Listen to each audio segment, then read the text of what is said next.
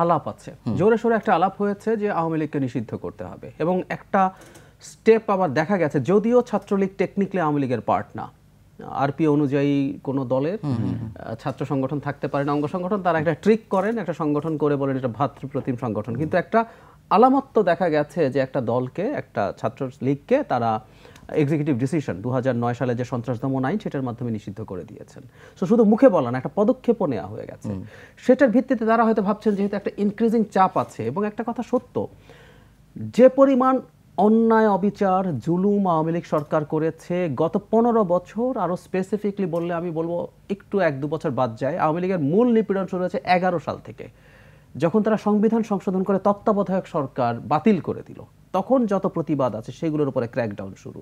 So এই সময়টায় এবং শেষে জুলাই আগস্টে যা করেছে, মানুষের মধ্যে ক্ষুব্ধতা, ঘৃণা সব তো থাকা স্বাভাবিক, এগুলো মানুষের কতগুলো ইনবর্ন ইনস্টিংক্ট, আমাদের কম আছে বেশি আছে, আমরা হয়তো নিয়ন্ত্রণ করি, কিন্তু আমাদের মধ্যে জন্মগতভাবে এগুলো আছে, আমাদের মধ্যে প্রতিশোধ পরায়ণতা আছে।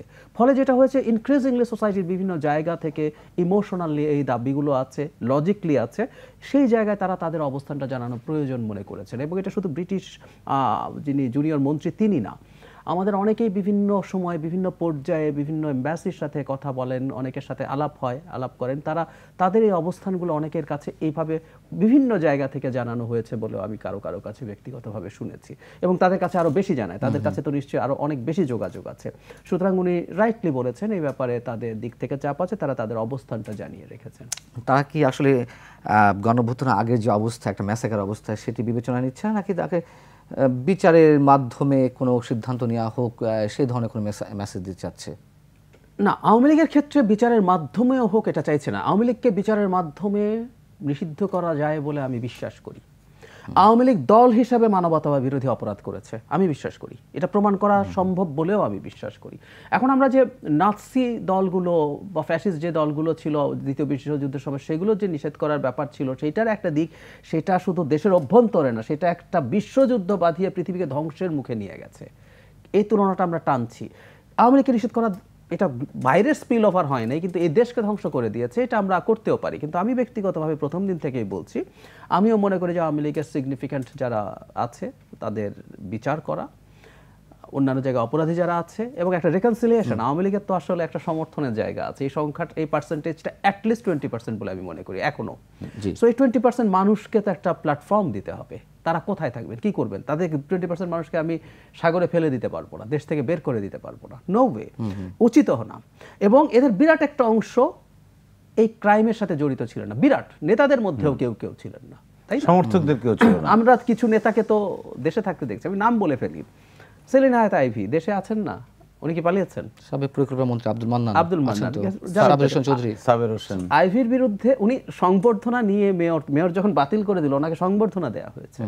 সো আওয়ামী লীগ আরো যদি কেউ থাকেন এরকম, যদি আমার ক্ষোভ আছে তার প্রতিও, যে এই উনি ব্যক্তিগতভাবে যেমনই হন না কেন, এরকম একটা দলের পার্ট উনি কিভাবে হন, হোয়াট এভার, তো এই দলে এরকম মানুষজন আছে, তারা এই দলটা করুক, তারা এটা, এবং নির্বাচন এবং রাজনীতির মাধ্যমে আওয়ামী লীগকে ডিফিট করা উচিত বলে আমি মনে করি। ইনফ্যাক্ট ওই মন্ত্রীও ঠিক সেই কথাটাই বলেছেন, এবং আমার কাছেও এটাই সঠিক পথ বলে মনে হয়। এখন আমরা ফ্যাসিস্ট দল নিষিদ্ধ করার কথা বলছি, করা হয়েছে, নতুন ফ্যাসিবাদ কি ইউরোপে মাথাচাড়া দিচ্ছে না? ইটালিতে জর্জিয়া মেলানি যে দল, ওইটা সরাসরি মুসলিনের দলের সাথে লিঙ্কড, তাদের প্রতীকও তারা ব্যবহার করে অনেক ক্ষেত্রে। সো উত্থান তো হচ্ছে, এই নামে নিষিদ্ধ করলেন, আরেক নামে আসে। সো ফাইট করা দরকার, এবং আমার মনে হয় ফাইট করার জন্য যথেষ্ট অস্ত্র আমাদের হাতে আওয়ামী লীগ তুলে দিয়েছে, আমরা সেটা নিশ্চয়ই করতে পারি। শিয়া বাটার ও ভিটামিন ই সমৃদ্ধ lily glam beauty soap, lily always beautiful. সেই জায়গা থেকে তো প্রধান উপদেষ্টা প্রথমে হিন্দুতে যেটি বলেছিলেন যে তাদেরকে রাজনৈতিকভাবে মোকাবেলা করবে, কিন্তু টাইমে যে সাক্ষাৎকার দিলেন সেটি আমরা একটু ইউটার্ন দেখলাম। জানি না যে কেন স্থির সিদ্ধান্তে আসতে পারছে না। আপনার কাছে আমার আরেকটি প্রশ্ন, সেটি হচ্ছে যে নির্বাচনের বিষয়ে যে সিদ্ধান্তগুলো আমরা এখনো পর্যন্ত জানতে পারছি, যে আওয়ামী লীগ হয়তো নির্বাচন করবে, বা আবার বয়কট করলে সেই ভোটগুলো আবার কে কোন ব্যাংকে নেবে, এরকম নানান ধরনের হিসাব নিকাশ হচ্ছে। আপনার কি মনে হয় যে আওয়ামী লীগের যেগুলো রিজার্ভ ভোট, সেগুলো অন্য কোনো জায়গায় যাওয়ার সম্ভাবনা আছে? আওয়ামী লীগের, ধরুন আওয়ামী লীগকে নিষিদ্ধ করা হলো, বা আওয়ামী লীগ দল হিসেবে নিল না, ইলেকশনে গেল না, ধরে নিলাম, নিষেধ করলে অন্য একটা দল করবে। নিবন্ধন হওয়ার যে ক্রাইটেরিয়া আছে, এখন যে ক্রাইটেরিয়া আছে, এটা খুবই টাফ। নতুন দলের জন্য, কিন্তু আওয়ামী লীগের জন্য টাফ কিছু না, ওদের জন্য কমিটি তৈরি করা, 100 উপজেলায় কমিটির কার্যালয় নতুন নামে হওয়া, আর যদি না হয় তারা স্বতন্ত্র দাঁড়াবে।